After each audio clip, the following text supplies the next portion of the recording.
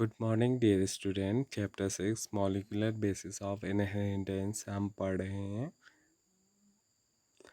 Last lecture में हमने बात की थी सेंट्रल डोग्मा के अंदर फर्स्ट टॉपिक रेप्लिकेशन, डीएनए से डीएनए दोबारा से बनना।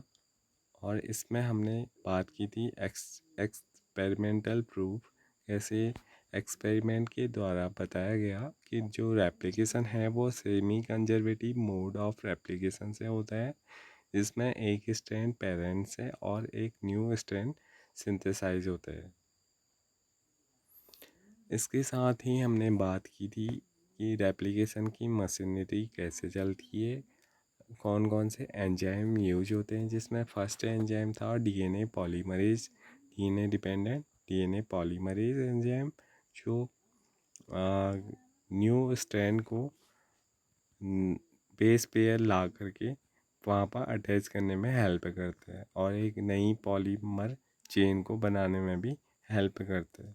इससे आगे पढ़ते हैं। In addition to DNA dependent DNA polymerase, many additional enzyme are required to complete the process of replication with high degree of accuracy. For long DNA molecules, since the two strands of the DNA cannot be separated in its entire length due to high energy requirement, the replication occurs within a small opening of DNA helix referred to as replication frog.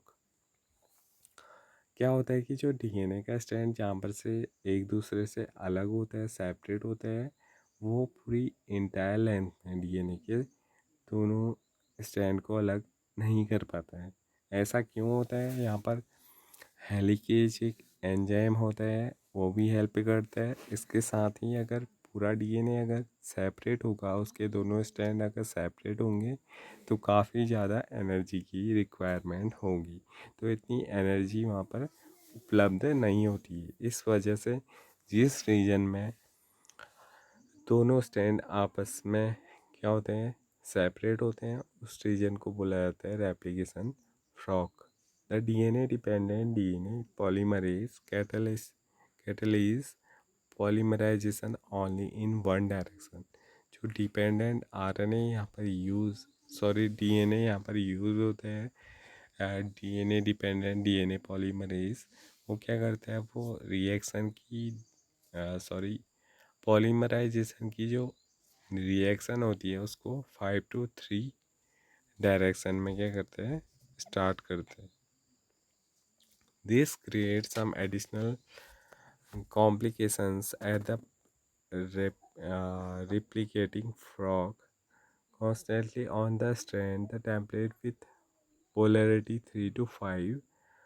The replication is continuous, while on the other the template polarity 5 to 3 is discontinuous. The discontinuous is synthesized fragment are later joined by the enzyme DNA ligase। क्या होता है कि जो दो strand है DNA के, उनमें से एक होता है 5 to 3 डायरेक्शन में और एक होता है 3 to 5 डायरेक्शन में। तो क्या होता है, जो 5 to 3 डायरेक्शन वाला जो होता है रेप्लिकेशन फॉल का जो स्ट्रैंड, उस स्ट्रैंड में क्या होता है, बेसिस का जो नाइट्रोजनस बेस हैं उनका सिंथेसाइज कम अमाउंट में होता है।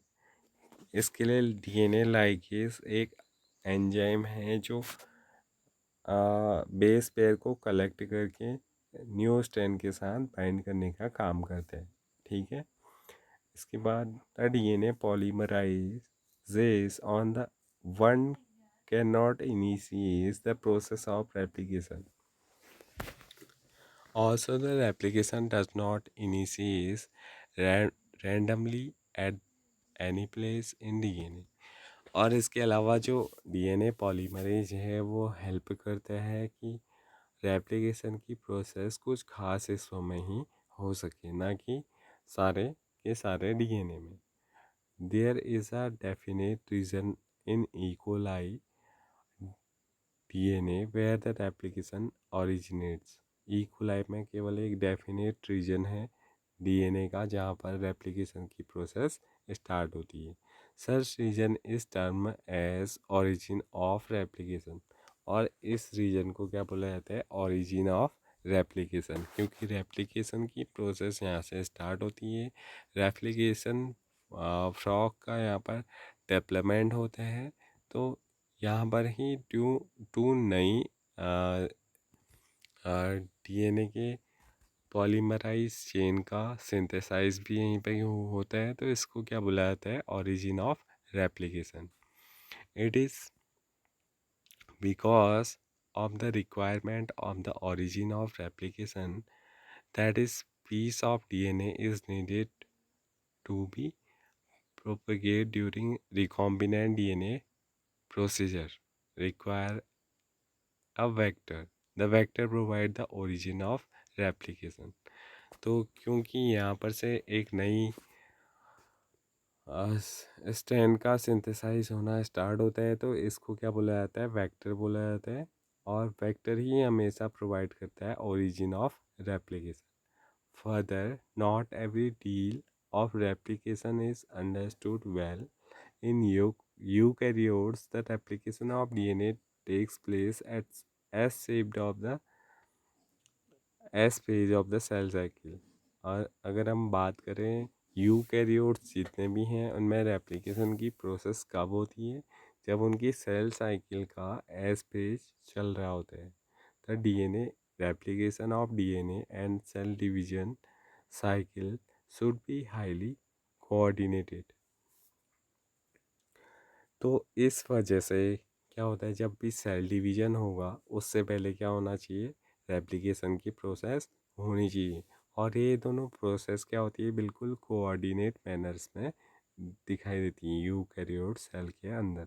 अ failure of cell division after DNA replication result in polyploidy. और क्या होता है, अगर डीएनए का रेप्लिकेशन हो गया है और उसके बाद सेल डिवीजन नहीं हो रही है, तो क्या होता है, एक डिसऑर्डर ह्यूमंस के अंदर दिखाई देता है, ऑर्गेनिज्म के अंदर, जिसको बोलते हैं polyploidy, a chromosomal anomaly. You will learn the detailed nature of origin and process occurring at this site in higher classes. और ये आप हायर क्लासेस में से स्टडी करेंगे। सेंट्रल डोग्मा के अंदर दूसरा टॉपिक आता है ट्रांसक्रिप्शन का। In the process of copying genetic information from the strand of DNA into RNA is termed as transcription. क्या होता है, जब भी किसी सेल को प्रोटीन की नीड होती है, प्रोटीन ज़रूरी होता है किस चीज़ के लिए, डेवलपमेंट के लिए, और जब भी इसको नीड होती है किसी सेल को प्रोटीन की, तो वो क्या करता है, जेनेटिक इंफॉर्मेशन को कोड करके आरएनए में आरएनए का फॉर्मेशन करते हैं, और आरएनए से ही क्या होता है, प्रोटीन सिंथेसिस होता है। इस प्रोसेस को ट्रांसक्रिप्शन और ट्रांसलेशन के अंदर डिटेल स्टडी किया जाता है। तो फर्स्ट टॉपिक हमारा है ट्रांसक्रिप्शन, जहाँ पर जेनेटिक इंफॉर्मेशन का डीएनए के एक स्ट्रैंड से आरएनए में कॉपी बनती है उसको बोला जाता है transcription. Here also the principle of complementary governs the process of transcription. और इसको जो जिस प्रिंसिपल पे ये काम करता है वो है कॉम्प्लीमेंट्री प्रिंसिपल ऑफ कॉम्प्लीमेंट्री, ठीक है। Except the adenosine complement now forms base pair with uracil.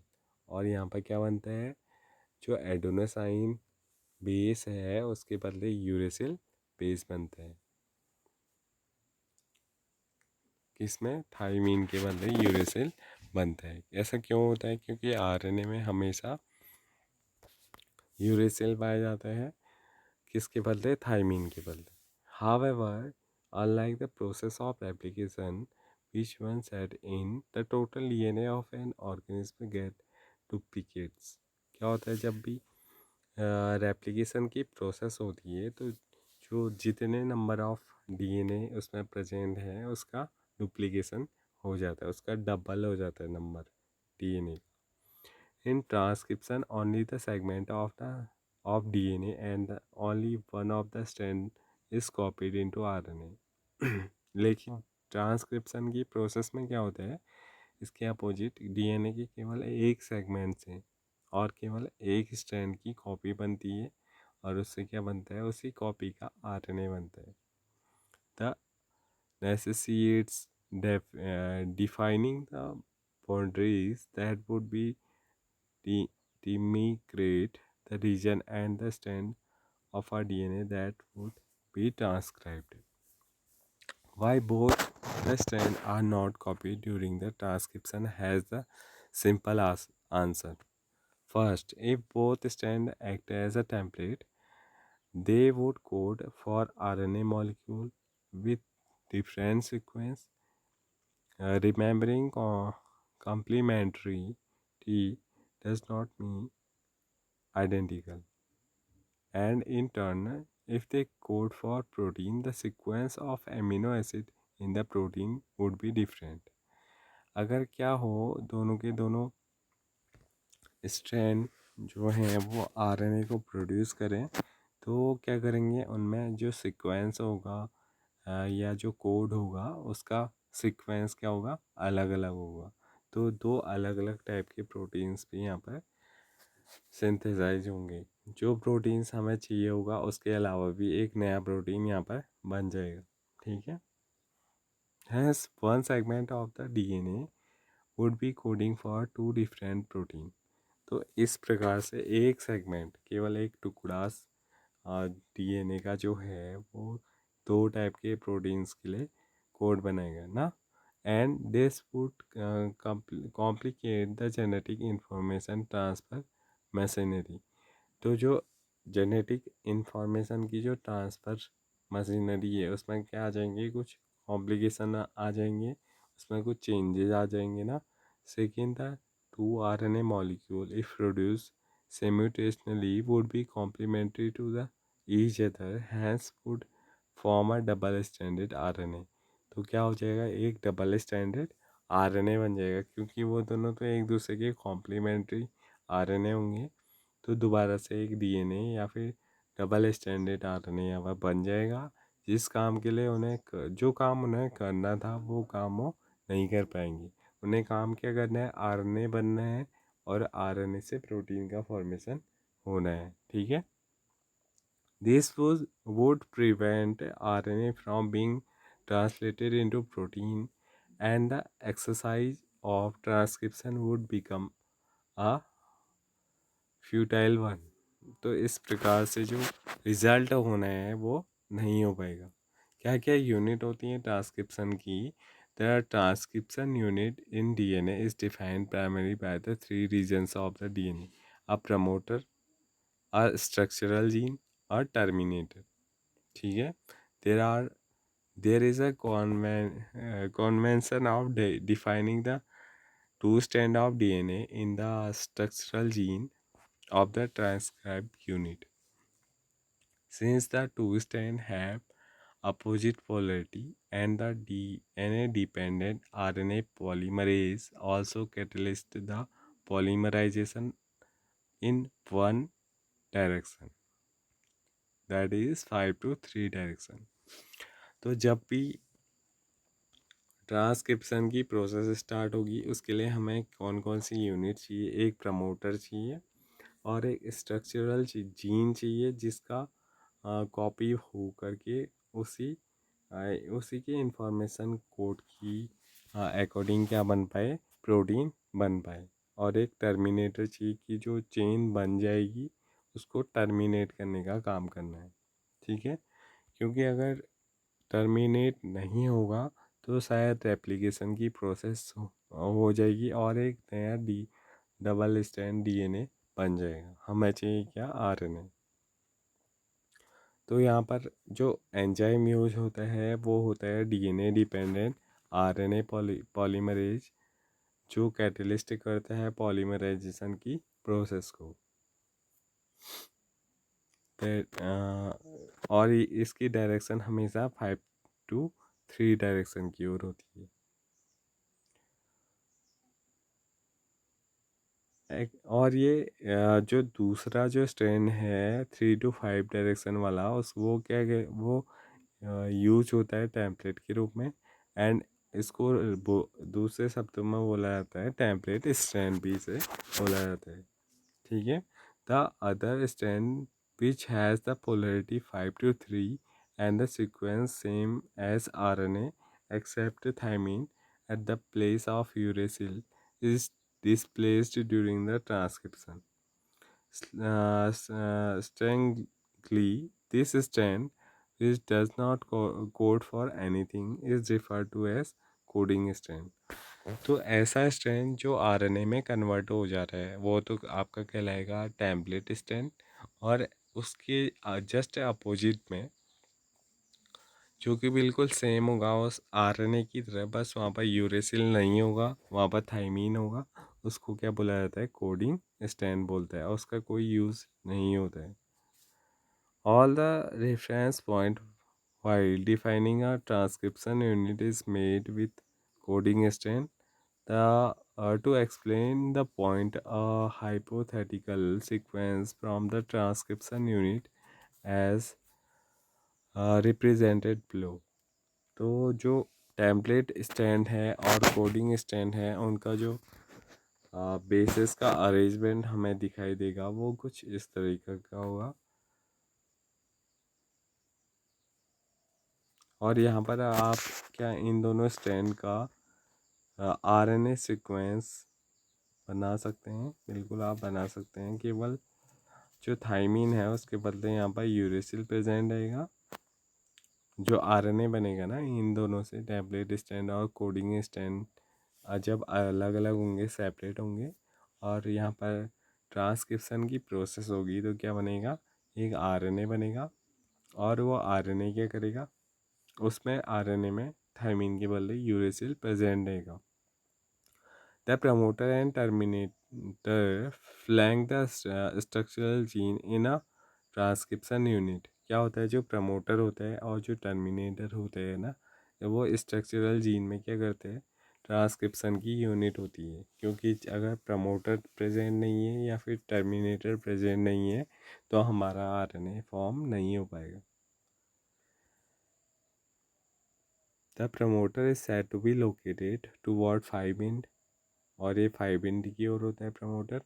The structural gene the referred to is made with respect to the polarity of coding strand, that is it is a DNA sequence that provides binding site for RNA polymerase, and it is the presence of promoter in a transcription unit that also defines the template and coding strand by the switching its position with terminator. The defining of codon and template strand would be reversed. The terminator is located toward 3' downstream of the coding strand and the usually define the end of the process of transcription. यहाँ पर आपको दो दिखाई दे रहे हैं, आपको यहाँ पर दो स्ट्रैंड आपको दिखाई दे रहे हैं ना। ऊपर वाला जो स्ट्रैंड है वो टेम्पलेट स्ट्रैंड है और नीचे वाला कोडिंग स्ट्रैंड है। तो हमेशा जो टेम्पलेट वाला स्ट्रैंड होता है उसकी कॉपी बनती है आरएनए में। ठीक है, उसकी कॉपी बनती है आरएनए बनता है जो उसमें उसमें क्या होता है? जस्ट इसका अपोजिट आरएनए बनता है। और ये कैसे बनता है? यहाँ पर प्रमोटर ज्वाइन होता है सबसे पहले स्ट्रैंड के साथ, और जो स्ट्रक्चरल जीन है या जो टेम्पलेट है उसकी कॉपीज़ बन के आरएनए बनता है। और जैसे ही ये प्रमोटर रीजन टर्मिनेटर के पास पहुंचता है तो प्रोसेस स्टॉप हो जाती है और आरएनए क्या हो जाता है? अलग हो जाता है। तो ये जब लेक्चर यहीं पर कंप्लीट होता है, इससे आगे नेक्स्ट वीडियो में देखेंगे। Thank you.